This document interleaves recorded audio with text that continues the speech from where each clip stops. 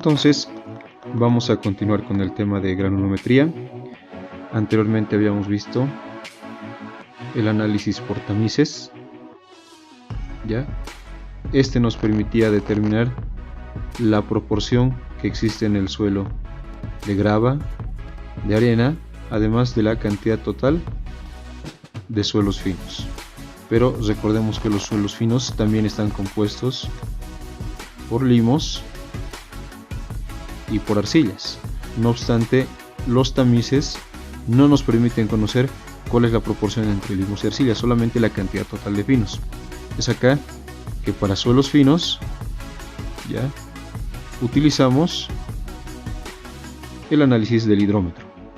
Básicamente el análisis del hidrómetro ya nos permite determinar el tamaño, el diámetro de las partículas, relacionándolas con la velocidad de sedimentación, con la tasa de sedimentación. Y esto básicamente es trabajar con la ley de Stokes, ¿ya? Si recordamos, la ley de Stokes nos permitía conocer la velocidad de una partícula cuando ésta se mueve a través de un determinado fluido. Eso era básicamente la ley de Stokes. Entonces esa la tenemos expresada acá, donde V naturalmente es la velocidad, tenemos ρ sub s y ρ w, que son las densidades del suelo y del agua, bueno, de la parte sólida y del agua. Tenemos acá la viscosidad y el diámetro de la partícula.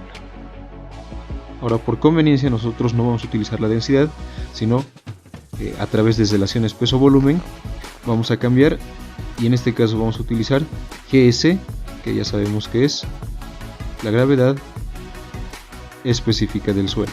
¿Cuál es la razón? Que en términos de densidad esta es muy variable, pero la gravedad específica, sin en cambio, no obstante el suelo fino sea limo o arcilla, el valor no varía demasiado, es un valor básicamente conocido.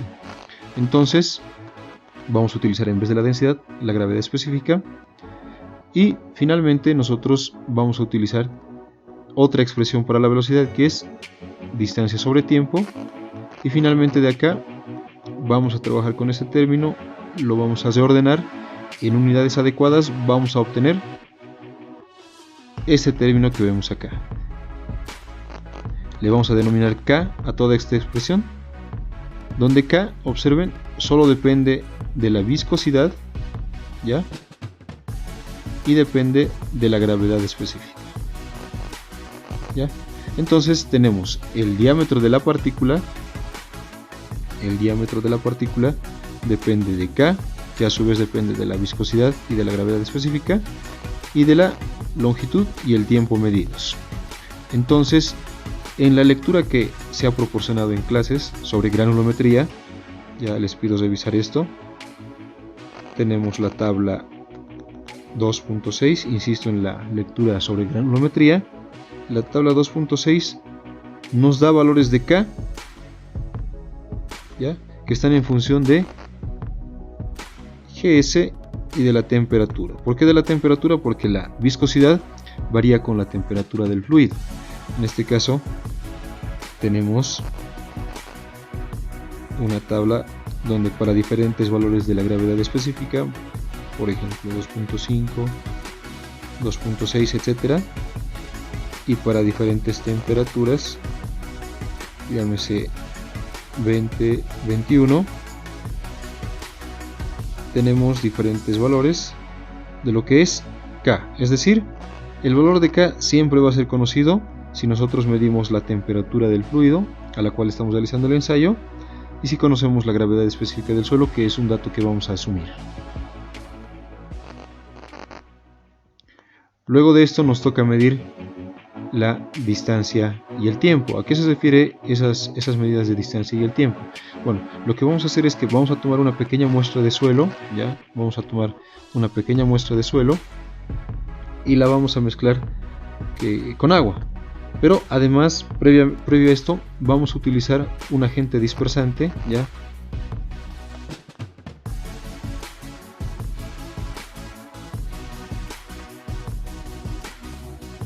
ya, porque las partículas finas no van a estar totalmente separadas. Entonces vamos a utilizar un agente dispersante, que es el hexametafosfato de sodio, con lo cual vamos a separar todas las partículas y luego vamos a mezclar con agua destilada y vamos a mezclar todo esto y colocamos luego el hidrómetro. Este es el hidrómetro, ¿ya? Y comenzamos a medir el tiempo. Entonces, conforme pasa el tiempo, es evidente que las partículas más grandes van a ir sedimentándose al fondo, ¿ya? Entonces, la mezcla va a ir disminuyendo su densidad, y conforme disminuye su densidad, el hidrómetro va a ir hundiéndose cada vez más. Entonces, para determinados tiempos nosotros vamos a ir midiendo o vamos a ir dando lecturas L.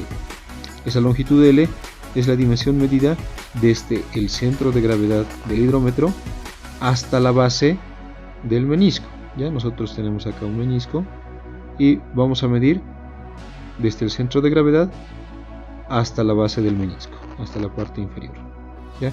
Entonces, por ejemplo, para lo que se ve en el gráfico, acá tenemos 20, acá está 25, este sería por ejemplo 21, tenemos acá 22, 23 y 24. En el gráfico de nuestro ejemplo, la lectura, ¿ya?, que le vamos a denominar R, ¿ya? R es la lectura en la base del menisco. Para nosotros R es igual a 22.5. Entonces, para cada tiempo t vamos a tener una lectura. Por ejemplo, nosotros teniendo esta lectura R, bien podríamos utilizar esta ecuación, ¿ya? Esta ecuación que está acá. Por ejemplo, tendríamos 16.29 menos 0.164 por la lectura, que es 22.5, ¿ya? Y eso nos sale aproximadamente 12.6, ¿ya? Pero también podríamos ustedes recurrir a la tabla 2.7 que hemos proporcionado en la lectura. Eso es parte de la lectura de granulometría. Tenemos la tabla 2.7 que nos relaciona lecturas del hidrómetro, ¿ya?, en este caso R, con la longitud en centímetros. Entonces tenemos ahí varios valores. Si nosotros nos vamos a los valores 22 y 23, ya, si ven su lectura, acá tenemos 12.7 y 12.5. entonces es evidente que nuestra lectura del ejemplo está en este intervalo y es 12.6. entonces podemos obtener de la tabla directamente el valor de L a través de la lectura del hidrómetro o utilizando esta fórmula. Entonces tenemos la longitud L, tenemos el tiempo medido T en el cual hemos hecho la lectura y tenemos el valor de K de tablas, con lo cual podemos obtener el diámetro de la partícula y por tanto los porcentajes de los diferentes diámetros del suelo fino, es decir, limos y arcillas.